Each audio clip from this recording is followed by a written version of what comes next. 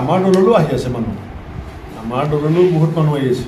এতিয়া অসমৰ চিনেমা জগতৰ এজন তাৰকা এতিয়া বহি আছে হীৰেন্দ্ৰ দাস ডাঙৰীয়া, তেখেতসকলতো আমাৰ লগত আছে। আমাৰ লগততো কাৰ্বি আংলঙৰ এক্স MLA আহি পেলাই জইন কৰিছে, এক্স মিনিষ্টাৰ আহি জইন কৰিছে, এছেম্বলি ডেপুটি স্পীকাৰ আহি জইন কৰিছে।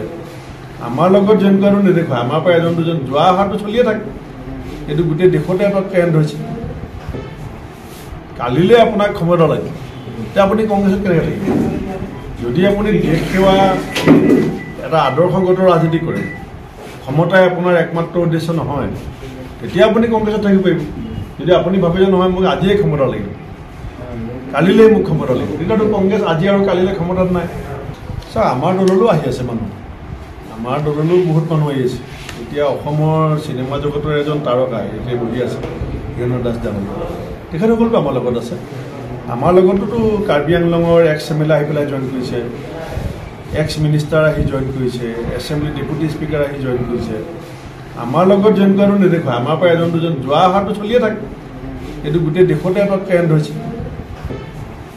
কালিলৈ আপোনাক ক্ষমতা লাগে, এতিয়া আপুনি কংগ্ৰেছত কেনেকৈ থাকিব? যদি আপুনি দেশ সেৱা এটা আদৰ্শগত ৰাজনীতি কৰে, ক্ষমতাই আপোনাৰ একমাত্ৰ উদ্দেশ্য নহয়, তেতিয়া আপুনি কংগ্ৰেছত থাকিব পাৰিব।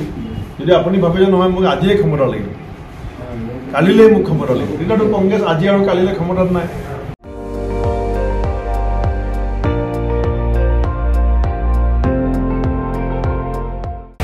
আপুনি চাই আছে ND24, সৰ্বশ্ৰেষ্ঠ নহয় সৰ্বোত্তমৰ দৌৰ।